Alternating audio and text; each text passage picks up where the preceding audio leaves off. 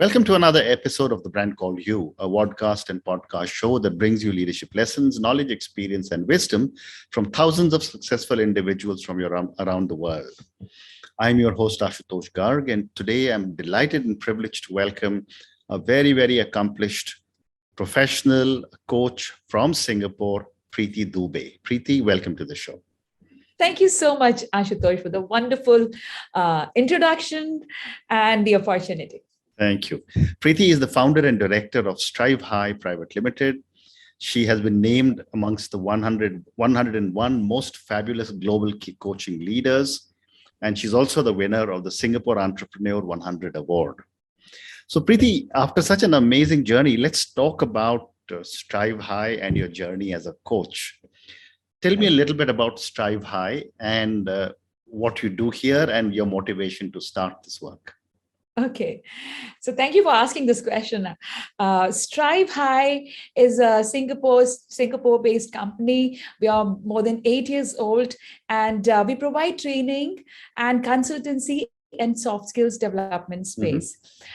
We've trained people from across Asia Pac, US and the UK, people from middle management to senior management level.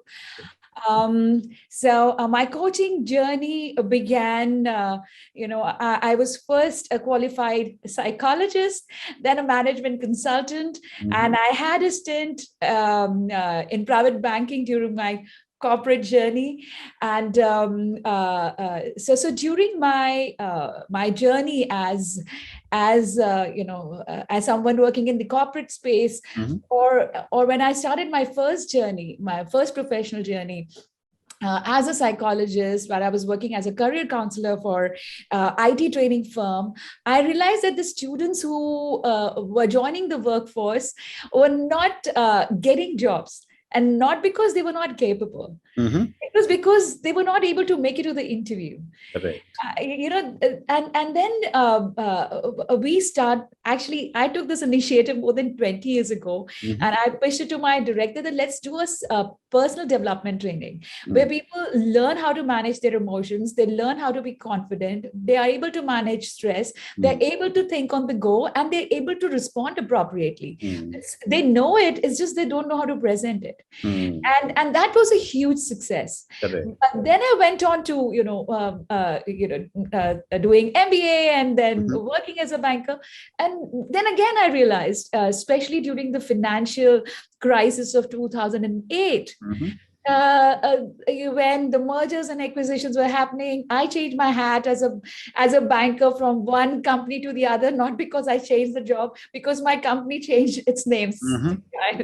So that was, and then there was this, because of this recession, when too big to failed. But before that, I saw the morale of the team crumbling. The people who were the bosses, who were supposed to kind of handhold their team and walk across, through the journey, help set a right example by holding the hands of the clients and their confidence.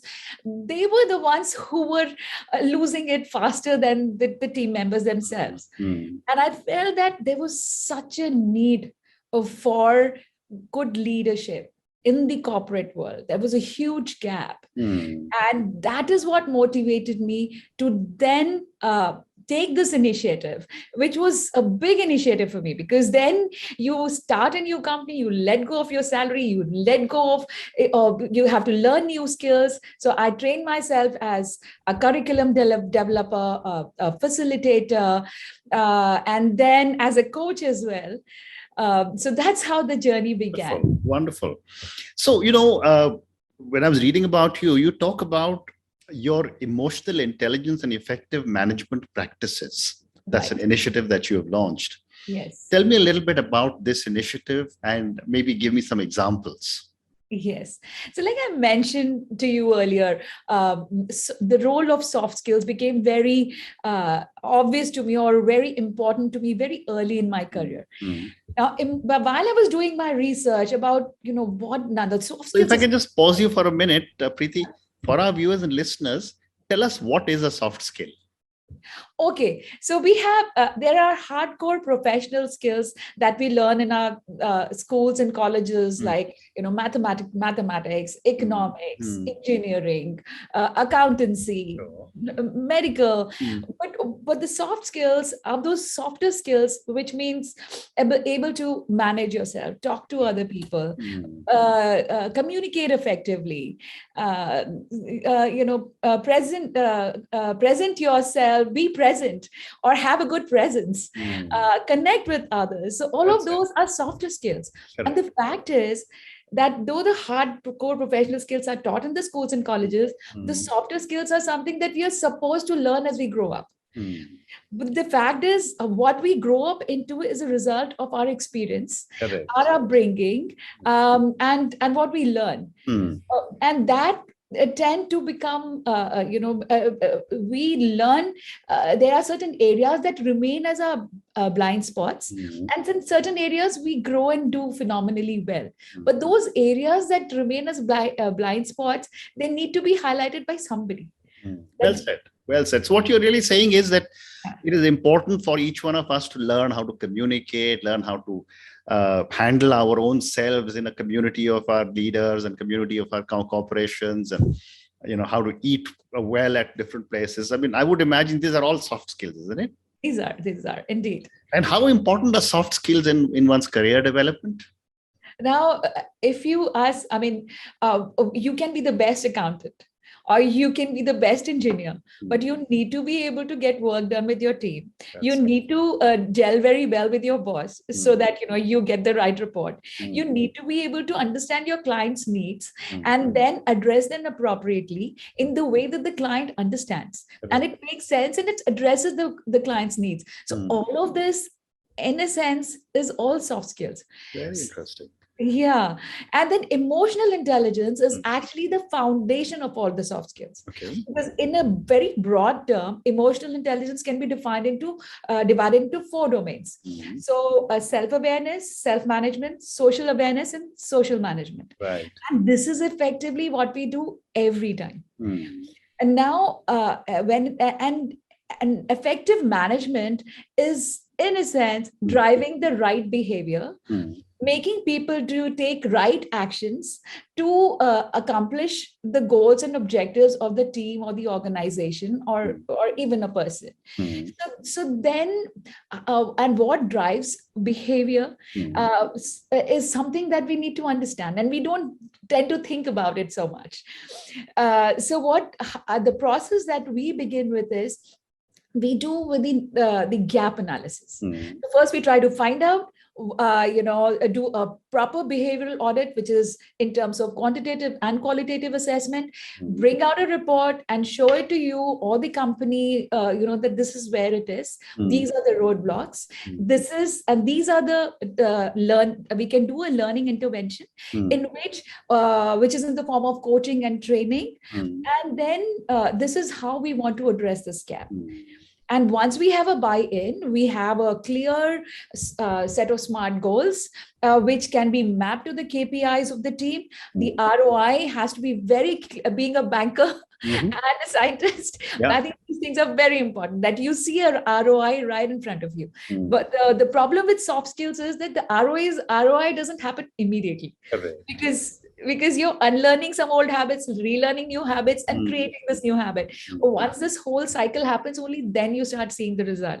So it's a slightly longer exercise, but then that's what works. Very interesting. So, I've often wondered, with so many people going and working in so many different countries, the need to appreciate soft skills, the need to appreciate cultures in different countries is becoming more and more critical. Absolutely. What are your perspectives on the need for us to understand different cultures so that we are able to integrate well in whichever area that we work in? It's a very, very important point. And as the world is becoming a global village, I mean, I'm having a call with you. I will have a call with the US and then the UK. Correct. And then tomorrow is my training where people from 7 countries will be attending. Mm. So now everything is right there and you're communicating with different people at the same time. Mm. But there, the little nuances of that culture, if we do not understand or we do not respect, then it is difficult to connect with them in the way that they understand, or we may just cross a line which is not appreciated by them, and then create differences among us. So it's very important that we try to familiarize ourselves. For example, for India, everybody says, okay, this is yes or no. We tend to say, is this yes or this is no? So we tend to have different gestures also. Correct. So it's good to be able to understand and learn and then approach. Yeah. Thank you so much. Again, I remember when I was transferred overseas in 1989. Right. 33 years ago. I remember I used to work for ITC, and ITC actually invested money to help me understand culture in Singapore. Wow. I know the foreign services in most countries in India, before someone goes to work in another country, they are taught a lot of things. That's right. Is it necessary or advisable for companies also to start training their people on soft skills, the kind of work that you're doing, before they send someone to another country? I mean, soft skills should be a part of the training process all the time. And especially top down, especially top down, because that's where the challenge begins. But of course, if you're sending someone from one country to the other, so for this person to make the journey, easier and more effective, it's always better that the preparation is done. And like the saying is, like, failing to prepare is preparing to fail.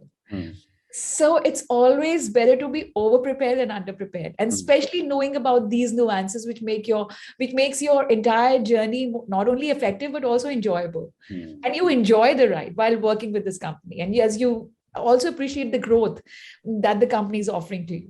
So it has, wonderful. So Preeti, you're also a coach, and you've been recognized in the 101 most fabulous coaching leaders. Tell me about the kind of coaching that you do. So I do emotional intelligence focused training and coaching. So the journey generally begins with an in-depth EQ assessment.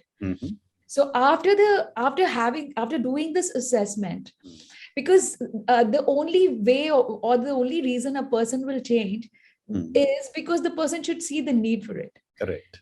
So if you don't see the need for changing, then the coaching, the whole exercise, even if the company is sponsoring, is futile. So what is important that you know what it is. So when we begin with this coaching assessment, and then it is easier for the person to see that what are that person's strength or the weaknesses, those shortcomings which are working as barrier in their own professional or personal growth journey. And because it is self-report, you can't deny it's not yours. It is definitely yours. You are the one who said this. So this is your report. This is what you are, and this is where you stand currently. And then now that you know where you are, and you know what your goals are, so now from one to the other, how do we navigate this journey? And that as a coach, and the coaching in a sense is a way to bring positive change in somebody by expanding their thinking, which means that we human beings are a victim of our own habits. So when we do one thing successfully 2 times, there is a connection made in our brain. And then we tend to do the same thing the same way. It is the same way, like if I ask you to write with the left hand, Ashutosh, or eat with the other hand that you don't predominantly use, you'll find difficulty. Correct. So you will have to unlearn how to eat with the right hand and then start learning. So this is what as a coach, you define the goals with the coachee, their interests in mind, and then you kind of inspire them, challenge them to do better, because perhaps they think this is all they are capable of. But then you help them understand this is not it. You can make more connections, you can do more. But what are your aspirations? Do you want to challenge more and have bigger aspirations? Well said. Well said. Yeah. Well said. But let me ask you a more basic question. You said that you work on emotional intelligence. Right. For our viewers and listeners, help us understand what is emotional intelligence. How do you define emotional intelligence? Okay, that's a very good question. I mean, anything happens around us, any stimulus, any somebody talks to you something, or some situation happens around you, it always has an emotional impact on us. Correct. And that impact, in a sense, drives our thoughts. So the way, so say if I look at you and I get annoyed looking at you, and then you start doing this interview, then probably I'll have a very disgusted response, and I don't even know that what has actually annoyed me. And if I've already got annoyed while talking to you, then my response would also not be my best, because I am worried, I'm anxious, I'm thinking, oh my God, this guy is asking me questions that will make me look bad in front of the world and the public. That will make it even worse. So what is required is that I know what is happening to me. If I feel challenged, then I should know, even if he's asking me the questions that I can't answer, I'm feeling terribly challenged, I have to manage it, bring my best, and still continue. And then the way I will respond to you, even if say you are asking me the toughest and the worst questions in the world, you will get influenced by my behavior. That, oh, she's a good woman anyways. So and then you will respond to my behavior. So I'm managing you effectively, and then that is because I first understand you, and then I manage appropriately. What a great response! What a great response! Thank you. So what you're also saying is that it is possible for us to start understanding our own level of emotional intelligence and correct it. That's right. So it's just like if you are driving a car, and if you understand when it starts making noise here, I must see if there is something in the carburetor, or I need to put some oil or water. Likewise, if you understand how your brain functions, how the brain of other people functions, then it's easier to make connections and speak things which are which make more sense to us, or to be present our best selves, and also make the connection which will make things happen in the desired direction. Very interesting. So my next question to you is that, you must be working with leaders across organizations, across age groups. Yeah. What, in your opinion, is the difference between coaching senior leaders, emerging leaders, and some of the young millennial and Gen Z leaders? Okay, thank you. That's a beautiful question, and a very important one. Because you see, as people become senior in their roles, they have more experience, they have more knowledge, they have more wisdom. They know what works, they know what doesn't work.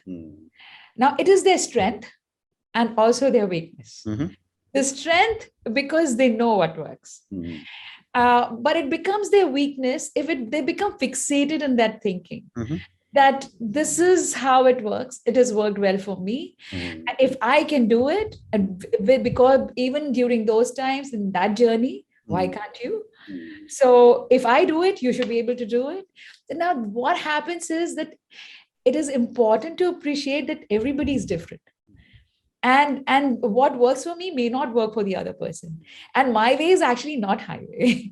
so and then staying in touch with people, knowing their different needs, and then learning new techniques to connect with them, and then adapting is very important. So those who don't do that, then the level of empathy goes lower, because they gradually start distancing themselves with the others. And the second problem that happens to them is that it really gets lonelier at the top.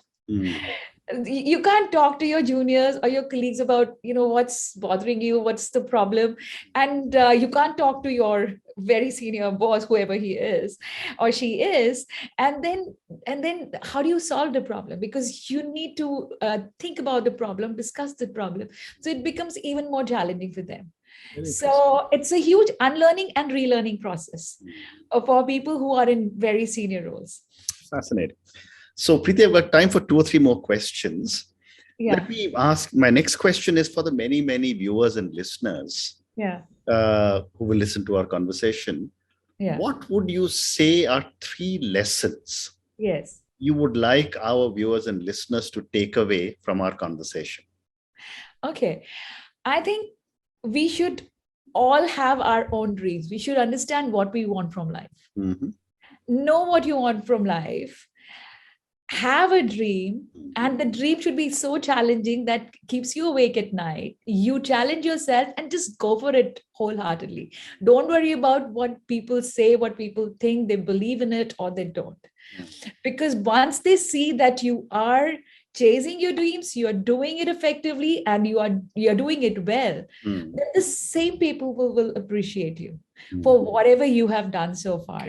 So don't let yourself limit by anybody else. Just have, and you can only gain confidence by hard work. So preparation is the key. Hard work is the key. There is no shortcut. And we live one life. Live it the way you want it. Wonderful. And give it back to the world. Wonderful. Well said. Well said.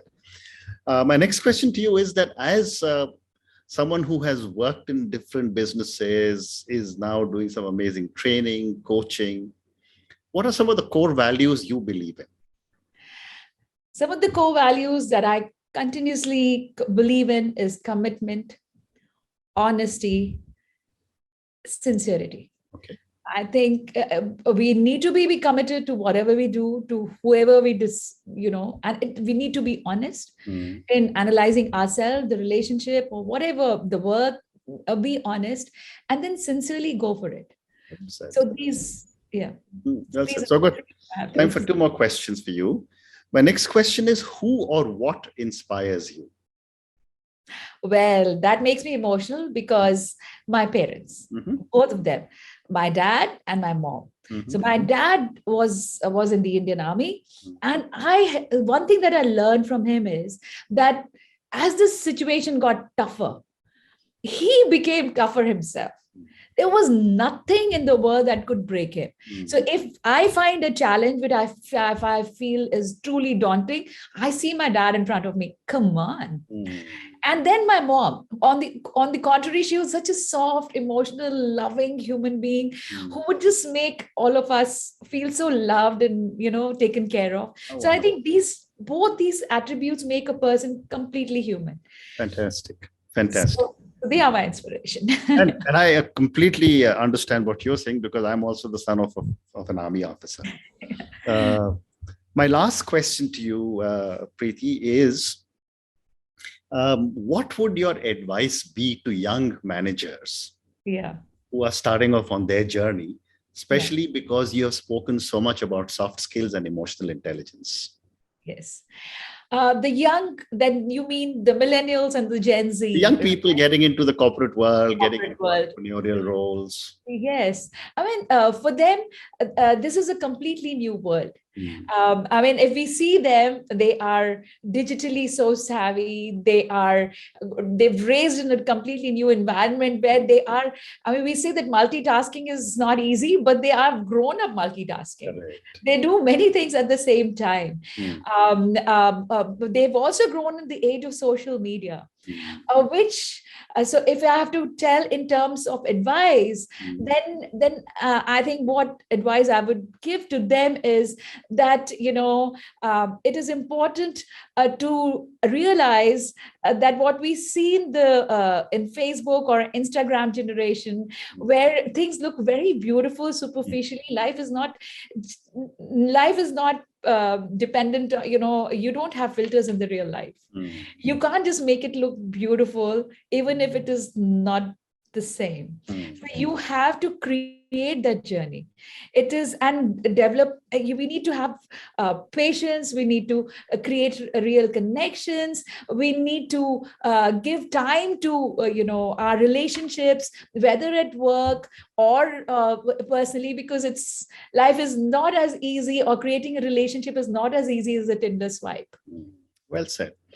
Preeti, on that note, thank you so much for speaking to me. Thank you for talking to me about all the great work you're doing in being able to help people with emotional intelligence, in building their effective management practices. Thank you for explaining what is soft skills and emotional intelligence. And thank you for all the great advice that you've given to so many of our viewers and listeners. Thank you and good luck. Thanks a lot to you for doing such a phenomenal work and giving us a platform to speak out, and then connecting, being in touch with the real issues that bother people and then trying to address them. I really appreciate your work, and thanks a lot for the opportunity. Thank you. Thank you. Thank you for listening to the Brand Called You videocast and podcast, a platform that brings you knowledge, experience, and wisdom of hundreds of successful individuals from around the world. Do visit our website www.tbcy.in to watch and listen to the stories of many more individuals. You can also follow us on YouTube, Facebook, Instagram, and Twitter. Just search for the Brand Called You.